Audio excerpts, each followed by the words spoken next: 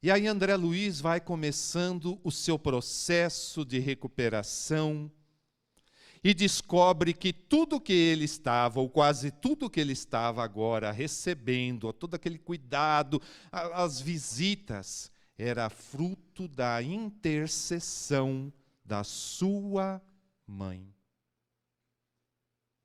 E aí ele descobre também que intercessão é uma das forças mais poderosas que existe no universo. Porque a todo momento existe uma mãe suplicando, orando, pedindo por um filho. Um pai, um irmão pedindo ali. O nosso benfeitor, o nosso anjo da guarda, o nosso mentor, auxiliando e intercedendo em nosso favor. Agora eu vou falar para o pessoal que está vestido de branco aqui.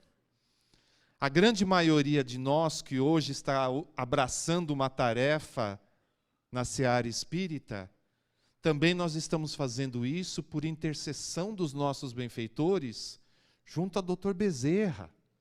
Recebe o meu pupilo, Bezerra. Dá uma chance agora dele acertar, dele se renovar. Nós não estamos aqui por sermos bons. Estamos aqui por acréscimo de misericórdia.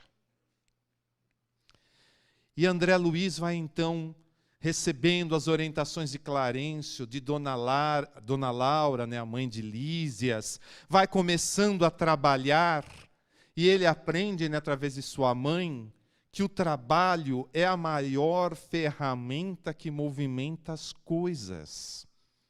E é engraçado, né, que a gente ouve muitas vezes as pessoas falando, puxa, fulano morreu, agora vai descansar.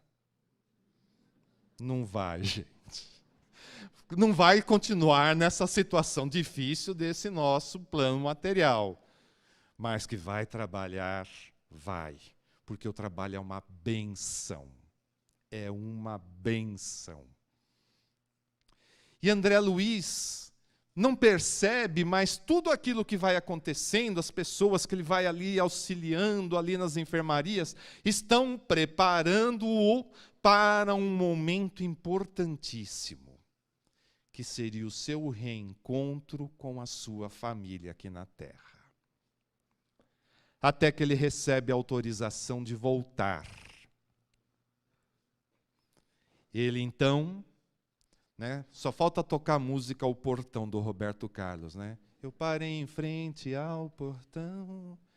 O cachorro sorriu latindo, né? Por fora estava tudo igual, né? E ele se comove. Quando André Luiz entra dentro da sua antiga casa, ali no Rio de Janeiro, gente do céu. E o mais curioso é que a primeira coisa que ele escreve é que cadê os meus móveis de Jacarandá?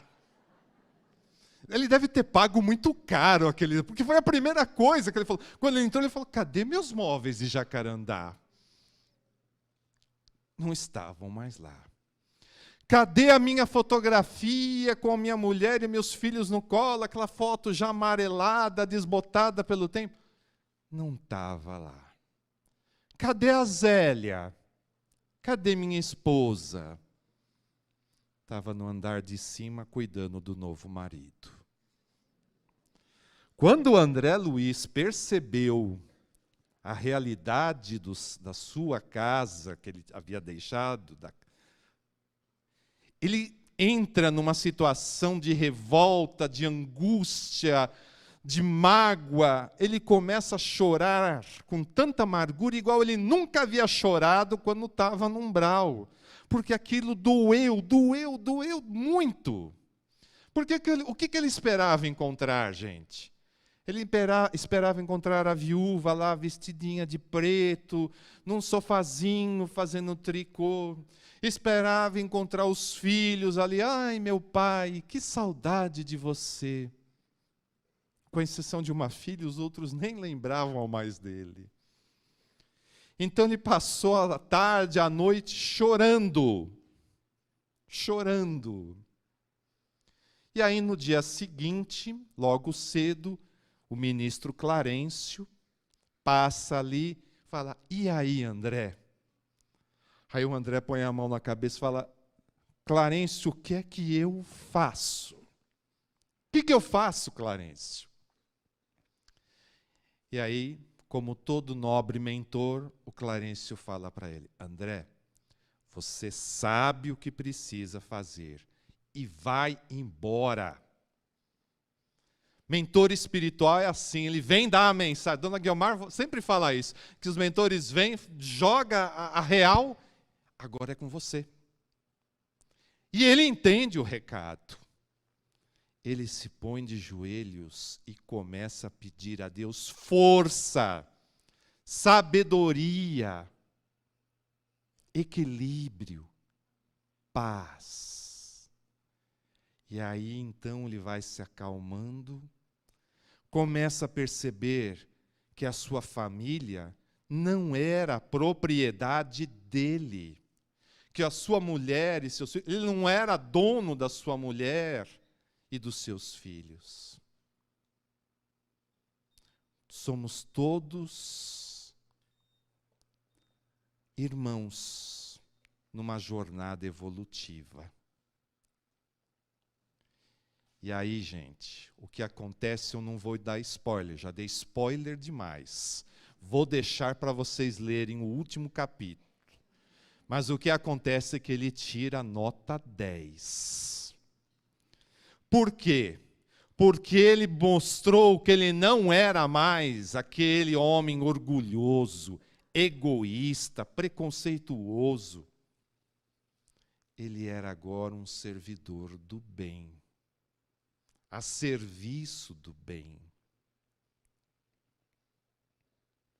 E o André Luiz nos convida, então, como eu já disse lá no começo, a que nós também nos tornemos nos instrumentos do bem. O nosso mundo, gente, e eu nem preciso fazer, e já indo para o nosso finalmente, o nosso mundo hoje está tão carente. Com cada 10 pessoas que você fala, 9,5 estão com problemas. Porque quem fala que não está com problema não se deu conta. Não se deu conta. Então, nós estamos precisando olhar menos para si próprio e auxiliar. Não que nós já somos verdadeiros pontos de luz e de força, mas se nós nos dispusermos a fazê-lo, a espiritualidade está precisando dessa nossa disposição de fazer o bem. Termino lembrando Jesus quando nos convida. Vocês são a luz do mundo. Vocês são o sal da terra. Faça valer a sua vida aqui, para a gente não chorar depois, como o André, e se tornar vencedor e triunfante, como ele conseguiu. Obrigado pela atenção, pessoal.